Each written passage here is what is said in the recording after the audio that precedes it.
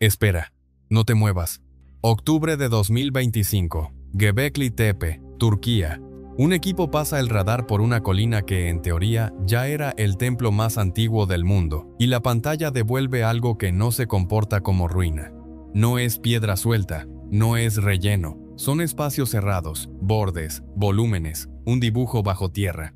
Y lo peor es el dibujo, porque no aparece como si lo hubieran hecho a lo largo de siglos, improvisando. Aparece como si alguien hubiera tenido un plano completo en la cabeza. Distancias repetidas, orientaciones que se repiten, zonas que se agrupan como si cumplieran funciones distintas.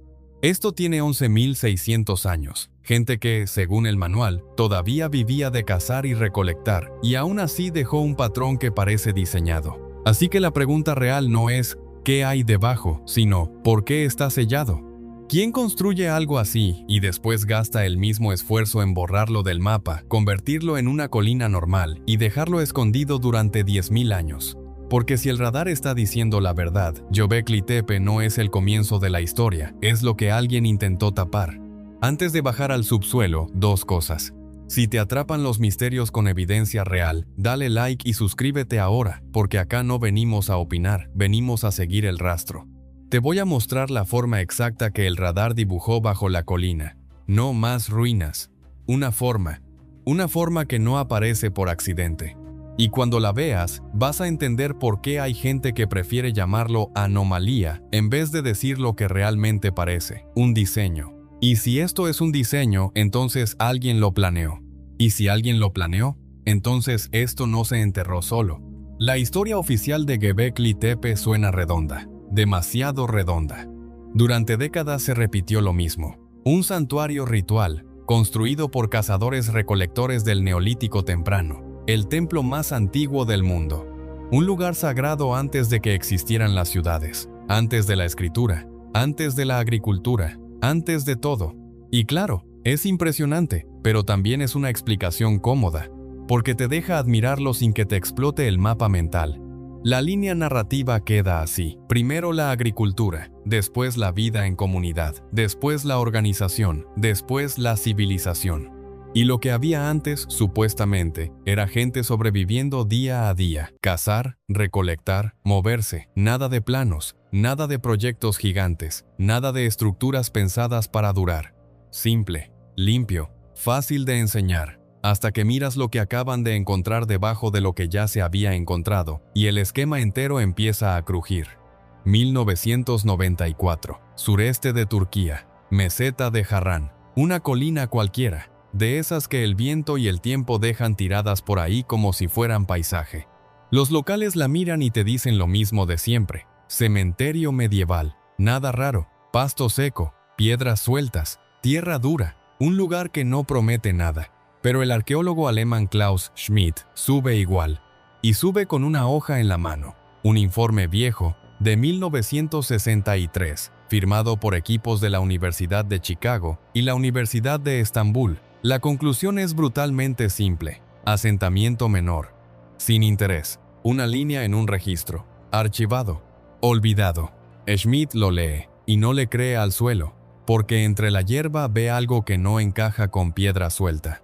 Ve bordes, ángulos, superficies pulidas, como si alguien hubiera intentado esconder una estructura, pero se le hubiera escapado una esquina. Se arrodilla, raspa, levanta tierra, y ahí cambia todo. No aparece una pared, no aparece una tumba, aparece una idea tallada en piedra, pilares gigantes en forma de T, de caliza, de más de 5 metros, de toneladas, en círculos, como si el lugar hubiera sido diseñado para reunir gente o para mirar algo. Y no están vacíos, están vivos de detalles, relieves de zorros, serpientes, jabalíes, buitres, animales grabados con una precisión que no parece casualidad, parece intención, parece mensaje. Schmidt se queda mirando alrededor y entiende lo peor, porque esto no es una estructura, esto es una fracción. La colina mide unos 15 metros de alto y cientos de metros de ancho. Lo que él acaba de tocar es apenas una esquina del secreto. Y lo más inquietante es lo que todavía no sabe, que esa colina no es una colina. Es un disfraz, y todo lo que pisa es relleno. El primer golpe a la lógica convencional llegó cuando uno procesó las dimensiones. Göbekli Tepe no fue un altar con dos piedras, fue un complejo. Hasta ese momento, las excavaciones habían expuesto 4 recintos circulares principales, marcados con letras A, B, C y D, cada uno con pilares monumentales en anillos concéntricos, como si el sitio hubiera tenido una coreografía. Y en el centro, los grandes, los que mandaban la escena, pilares que pesaron entre 7 y 10 toneladas. Eso no se improvisó, esos bloques no aparecieron ahí por accidente, los habían sacado de canteras cercanas, los habían tallado con precisión y los habían subido colina arriba como si fuera lo más normal del mundo. Ahora agárrate de este número, porque fue el que empezó a sonar peligroso, 5%. Eso fue todo lo que se había excavado tras décadas de trabajo. El resto, el 95%, siguió enterrado, intacto, esperando. Y ahí vino el vértigo, porque si 4 recintos monumentales eran apenas el 5%, entonces el sitio completo pudo haber tenido más de 20 estructuras similares. No una, no 4, una cantidad que ya no parecía lugar de culto ocasional.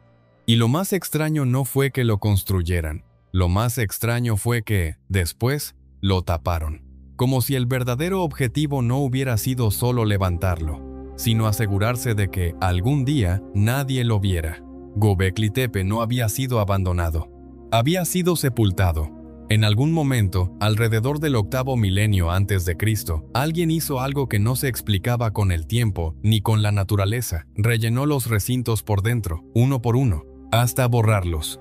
No fue tierra caída por la lluvia, no fue sedimento lento, fue material traído a propósito, escombros, grava, huesos de animales, fragmentos de herramientas de sílex, toneladas metidas dentro de cada círculo como si estuvieran apagando un fuego que no debía volver a encenderse. Eso no fue deterioro, eso fue una operación, y el detalle que helaba la sangre era este: sepultarlo exigió casi el mismo esfuerzo que construirlo. Piénsalo al revés. Imagina que alguien levantó una catedral con columnas de 10 toneladas talladas a mano, la usó durante generaciones. Y un día, en vez de derribarla, en vez de quemarla, en vez de abandonarla, organizó a su gente para taparla completa. No destruirla, taparla, sellarla, convertirla en una colina normal, aburrida, natural, para que nadie supiera que alguna vez existió algo allí. Eso no era lo que hacía un grupo que simplemente se mudaba de campamento. Eso se parecía a un protocolo, a una decisión tomada por alguien con autoridad suficiente como para movilizar una comunidad entera con un único objetivo: que esto no se volviera a ver. Entonces la pregunta no era ¿por qué se fue la gente? La pregunta era ¿quién dio la orden y qué estaban protegiendo o escondiendo? El bloqueo que frenó las respuestas durante décadas había sido doble. Primero, la excavación era desesperadamente lenta, centímetro por centímetro, a mano, con brochas y espátulas. A ese ritmo, destapar lo que faltaba habría tomado más de un siglo. Y segundo, en 2018 llegó el candado oficial: Patrimonio de la Humanidad, protección total y permisos eternos. Nada de abrir donde uno quisiera, nada de vamos a ver qué hay. Todo tenía que justificarse, aprobarse y hacerse como si nunca hubiera pasado. Resultado: la mayor parte de Göbekli Tepe siguió enterrada, no porque no supieran que estaba ahí, sino porque no podían tocarlo. Y ahí apareció la grieta que lo cambió todo, una máquina que podía ver sin abrir. En los años siguientes, equipos de geofísicos caminaron Göbekli Tepe como si estuvieran escaneando un cuerpo, pero con la colina. Su misión fue simple: mirar debajo sin tocar nada. El radar de penetración lanzó pulsos hacia el suelo y leyó los ecos, como si la Tierra devolviera una respuesta en código. La magnetometría rastreó cicatrices invisibles, pequeñas deformaciones del terreno que delataban muros, zanjas, estructuras ocultas. Y la resistividad eléctrica midió dónde el suelo se comportaba raro, como si hubiera espacios cerrados que no deberían existir.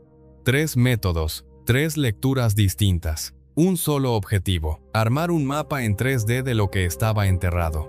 Y cuando superpusieron los resultados, la pantalla no mostró más ruinas, mostró orden. Y en ese momento no se quedaron en silencio por decepción. Se quedaron en silencio porque entendieron que el problema era mucho más grande de lo que habían calculado.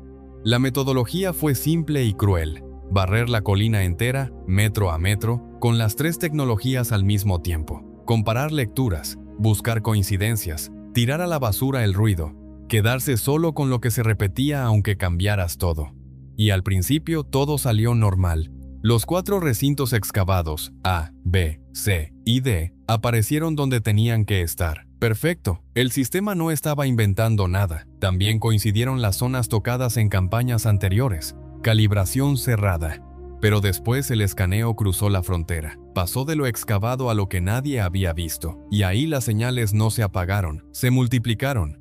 Formas, contornos, estructuras rectangulares y circulares a distintas profundidades, espacios que no figuraban en ningún plano, cámaras que no estaban en ningún registro, zonas selladas que ningún arqueólogo había tocado. Y lo que les heló la sangre no fue la cantidad, fue la distribución. Porque no estaban tiradas al azar, como si el sitio hubiera crecido por accidente durante siglos. Aparecían con orden, con distancias que se repetían, con orientaciones repetidas, con agrupaciones que parecían sectores, como si alguien hubiera decidido antes dónde iba cada cosa. Lo repitieron, ajustaron parámetros, cruzaron magnetometría con radar, volvieron a escanear, y el patrón siguió ahí. En ese momento, la conversación cambió. Ya no era qué hay debajo, era quién lo organizó así y con qué clase de conocimiento. Cuando por fin integraron todos los datos, el mapa compuesto no se sintió como más información. Se sintió como una confesión. Primero, la escala. Las señales no cuadraron con 4 recintos y ya. El escaneo sugirió más de 20 estructuras, quizá más, repartidas por toda la colina. No era un santuario, era un complejo entero. Un sistema. Segundo, las capas. Porque lo que apareció más profundo, por debajo de lo conocido, no parecía una simple repetición de los círculos de pilares. No eran copias más pequeñas, eran otras formas, otras geometrías, como si pertenecieran a otra etapa, otra lógica, y estaban selladas bajo relleno más pesado, más compacto, como si alguien hubiera puesto una tapa extra ahí abajo. Y tercero, el golpe final, el orden. No había crecimiento desordenado, se armó con el tiempo. La distribución se veía como un diseño, simetrías, jerarquías, zonas agrupadas como si cumplieran funciones diferentes. Como si alguien hubiera pensado el conjunto completo antes de tocar la primera piedra. Y eso era lo que partía el tablero. Porque la idea que nos vendieron siempre fue que primero vino la agricultura, después las aldeas, después el orden, después la planificación. Pero Göbekli Tepe estaba antes, por lo menos 2000 años antes. Y sin embargo, el subsuelo no mostraba un lugar de culto improvisado. Mostraba un plan hecho hace 11.600 años. Y después de ese plan, alguien lo enterró con toneladas de escombro y desapareció, como si quisiera que el lugar se volviera invisible para el futuro. Si esto era real, no se trataba de mover una fecha en un libro. Se trataba de borrar la línea entera entre prehistoria y civilización. Y ahí llegó el giro que hizo que Göbekli Tepe dejara de ser un caso. Porque el problema que abrió Göbekli Tepe no terminaba en Göbekli Tepe. A menos de 50 kilómetros, en la misma región de Şanlıurfa, aparecieron otros sitios del mismo periodo: Karahan Tepe, Sayburz, Harbetsuvan Tepe, todos con pilares en T, todos con animales tallados, todos enterrados. Y de pronto la sensación cambió. Ya no parecía un lugar raro en una colina, parecía una red, como si alguien hubiera levantado varios complejos monumentales en el sureste de Anatolia, y después hubiera apagado el sistema de golpe, como si hubieran cerrado la puerta al mismo tiempo en todos lados. Ahora hace esta cuenta mental. Si en una sola colina el subsuelo ya había mostrado un orden que nadie esperaba, ¿qué estaba escondido bajo las otras colinas que nunca se escanearon? ¿Qué había bajo miles de montículos que satélites marcaron, se etiquetaron como posibles túmulos y se dejaron durmiendo por falta de presupuesto? Y lo más inquietante era esto: la tecnología para mirar ya existía. Radar, magnetometría, resistividad. Lo que no existía era la voluntad de apuntarla a los lugares incómodos, porque cada colina sin escanear no era tierra. Era una pregunta enterrada. Y alguien, durante miles de años, contó con que no la hiciéramos. La postura oficial sostuvo que Göbekli Tepe había sido un centro ceremonial construido de a poco por grupos de cazadores-recolectores cooperando de forma espontánea. y que el enterramiento había sido un cierre ritual, sin drama, un hito del Neolítico, fin. Pero había cosas que esa explicación no tragó. Si no había organización central, ¿por qué el subsuelo mostraba un patrón a escala de complejo, como si alguien hubiera pensado el conjunto completo? Si fue solo un cierre, ¿por qué el relleno fue tan masivo que convirtió el sitio en una colina artificial visible a distancia? Si apenas se había tocado una fracción mínima, y el radar ya sugería más de 20 recintos, ¿qué iba a pasar cuando alguien mirara el 100% en alta resolución? Y la que dejaba un gusto raro. ¿Por qué lo más profundo tenía otras formas, como si perteneciera a una fase anterior, más vieja, que todavía no tenía nombre? Así que la pregunta final es tuya, pero elegí bien, porque cada opción te cambia el mapa. ¿Eran almacenes rituales? ¿Parte de una sociedad mucho más sofisticada de lo que nos contaron? ¿Eran la huella de una civilización anterior que todavía no estaba identificada? ¿O eran estructuras que alguien enterró porque había algo ahí abajo que no debía sobrevivir? Déjalo en comentarios, compartí el video y suscríbete, porque si una colina en Turquía logró ocultar un complejo planificado durante más de 10.000 años, entonces lo realmente peligroso no era lo que encontraron,